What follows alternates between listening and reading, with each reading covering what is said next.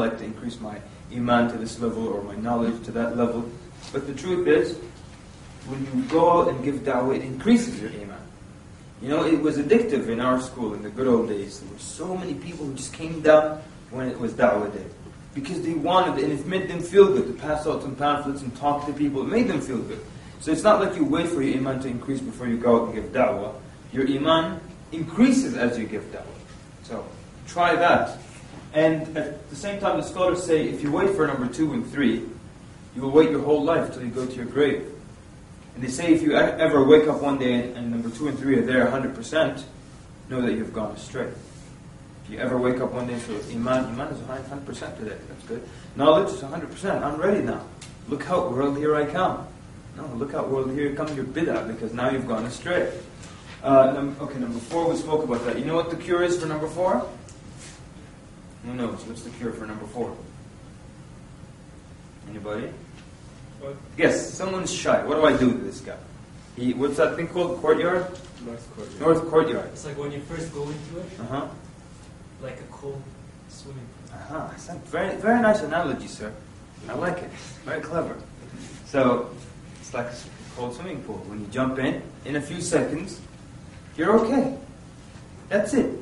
You know, no matter how many years you've been giving da'wah, you always feel awkward in the beginning. Especially if you stop for a while, you're like, oh man, I have to start standing in front of people, yelling things at them, trying to get them to stop, eye contact, things that, it's not me to do these things.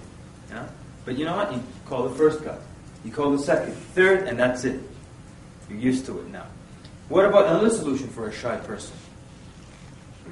How could you help another shy person? How could you help him stand there in the north courtyard and pass out material and not be shy? How can you encourage them? Yes, sir? Take him with you first. Yeah. So that way he watches you and gets more comfortable. Okay, so you're that good? Okay, so try to be with Brother Ridwan on that day. You know? You get your confidence, boost and everything. Be with him. So yeah, go with someone, have a partner with you. You can be 2 inexperienced people as partners, but they will encourage each other. Or one more experienced person, you go with them, and then you first time, second time, and that's it. It gets better. Number 5, one problem is a lot of people don't know who they're talking to, and they assume, and they just keep going through their script. You tailor your talk based on the individual, all right? Because, what if I told you right now that there's someone out there who needs, he or she, there's just a person out there that needs da'wah. Can you prepare your script here and go out and read it to them? Who can do that? Because if you can do that, I'm going to sit down, I want to hear from you, because that's incredible. No one can do that. Because what if you open that door and you go out, and that person was a woman, for example. So and this is a brother now going out, you're expecting to shake hands, my name is so-and-so, what's your name? You go out and it's a woman, suddenly it's a different story, So, what are you going to do? So that means when you go out there, you tailor that talk based on the individual. Tell me, is there a difference between speaking, and I'm going to give you a list of people, tell me, is it different in approaching them, male or female? Different. Rabbi, or priest, or atheist. Very different. Old person or young person. Different. Someone your age. Also different, right? What about the environment where you're standing? What if it's like a busy street, a lot of cars, a lot of buses making noise, and you're trying to talk, you have to yell over that. Does that make a difference? Yeah. What if you're in the library, you have to be quiet? Makes a difference. So your environment affects your talk. The person affects your talk. The weather affects your talk. Does the weather affect your talk? Yes. Yes, it does. If it's summer and the butterflies are out and everything, and you can tell them about the beauty of this religion, and therefore you can even use big words. But when it's cold, you're like, so just say La ilaha illallah and let's get this over with. You understand? So everything affects your talk. Everything affects your talk. So because there are so many different scenarios and situations and people and belief systems, the da'i has to be malleable, bendable, flexible, like metal, You have to be malleable, you have to be flexible. You have to adjust to situations. And sometimes you're going down a path and you discover something about the person. You have to change a little bit. One time I was talking to someone in the street, and he had a son with him. And it seemed like it was just like a father and son thing for them. The father wanted his son to be a man. Maybe the kid was 10 or 11 years old. So every time I spoke to the father, because naturally I think he's a decision maker, The father was just mostly concerned about me addressing his son. So every time I'm talking to him, he will say, "You are talking to both of us, right?" He wanted me to acknowledge his son as a man. So now I got to talk to this little guy. So, okay. So basically, then I look at him and I forget again. He tells us, "You are talking to both of us, right?" And then I look at the kid again. Now, in retrospect, I think I should have just tried to get the kid to take the Shahada. And then when the father tries to jump in, well, he says, "He's a grown man, what's your problem?" But anyways, you might have to adjust midway. I'm going to spare you some of the stories. But a lot of times, let me tell you why this workshop is usually 6 hours long. It's not 6 hours long because we're learning entirely new techniques. Part of it is that we're unlearning the wrong way of giving da'wah. The wrong way of giving da'wah.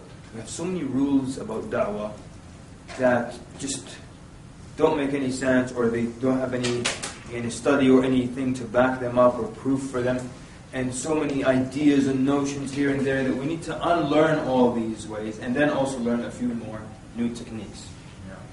There's so many things like we have we have sometimes rituals associated with taking the Shahada. And like there was one time we were at this conference and then I made this point, and one of the speakers there, he got up and he said, "Yeah, actually when I went to the masjid to take my Shahada years ago, so that I went in, I told the brothers at the office, Assalamu Alaikum, I'd like to become Muslim." So they said, "Okay, sir, please have a seat, because the guy who gives Shahadas is not here." Okay? They said, I sat down and I kept waiting for a long time until this guy who gives Shahadas came. Who is this guy who gives Shahadas? I mean, I really want to meet this guy. Is he some certified Shahada giver, yani? He's got a thing on his board, like, there, I'm certified, yeah. This is my card if you'd like to make sure it's not expired yet. And say after me. Who is this guy? Shahada giver. Or no, you have to do it after Jum'ah in front of the people. Who makes up all these rules? So, okay, let's move on then. Now, so we looked at the internal, and by the internal I mean the problems you might have that might stop you from being an effective da'iyah. Now we want to look at problems that you might encounter on the side of the prospect. Now, you do know that for these 2 days, when we talk about da'wah, we're talking about da'wah to non-Muslims. Da'wah includes da'wah to Muslims, but we're specifically talking da'wah to non-Muslims. Everyone aware of that? Okay, sometimes after I'm done, some guy comes up, "You didn't tell us about Muslims." The agreement was how to get a Shahada. A Muslim already gave the Shahada, had the Shahada, or said the Shahada, right? So, on the part of the mad'u, or let's call them the prospect, the one that you call into Islam, they also have some things that will stop them from becoming Muslim. One of the ones I want to focus on a little bit now is the first one. And the whole thing I said about why it takes 6 hours, because as we unlearn and we learn new techniques, it might be difficult for you to swallow some of these signs or some of these points. And so I have to illustrate that a number of times using different stories and just to get the point across. So a lot of times people will look for a sign from Allah that tells them this is the time to become Muslim. And a lot of times I will ask in the audience, the reverts, to tell us how long it took him to become Muslim, and why did you finally decide to do it? Someone will say something like, "Well, finally one of my Muslim friends said, why don't you just become Muslim now?" There was a guy, he said, "I was studying Islam for 3 years, waiting for something, for a day when I should become Muslim. And then,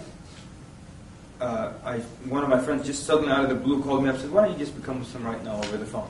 He said, I became Muslim over the phone right then and there. So then I asked him, what would you have done if your friend didn't call you and to ask you for the Shahada? He said, I would still be studying Islam until now. Still studying. So, a lot of times people look for a sign. What do I mean by that? In a predominantly Christian society, there's a lot of emphasis on vision, or a clear sign from Allah.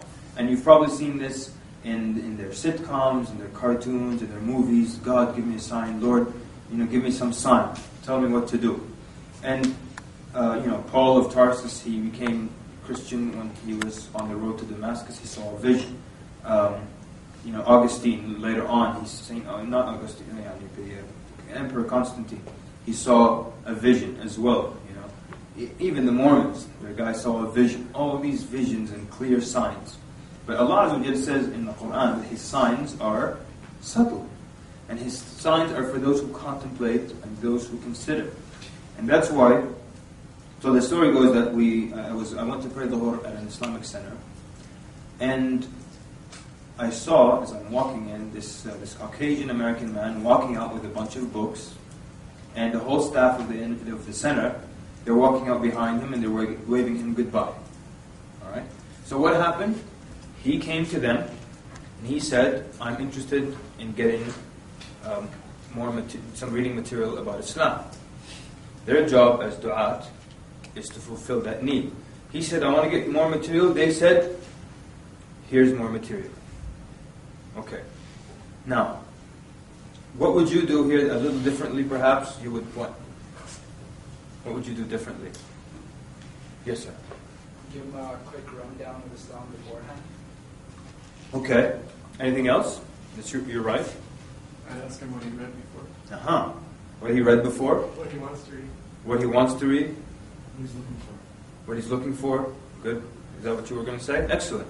So it's not that he says, I need reading material on Islam. You say, you want reading material on Islam? That's exactly what I'm going to do. I'm giving you reading material on Islam. That's it. So, come on, you want to try to sell some more a little bit over here? Would you like fries with that? Would you like to supersize that? How come everyone else tries to sell you more, to give you more, but we just want to give the pamphlet? You want pamphlets? Here you go, pamphlets, yellow. You're not on my conscience now. Leave. So,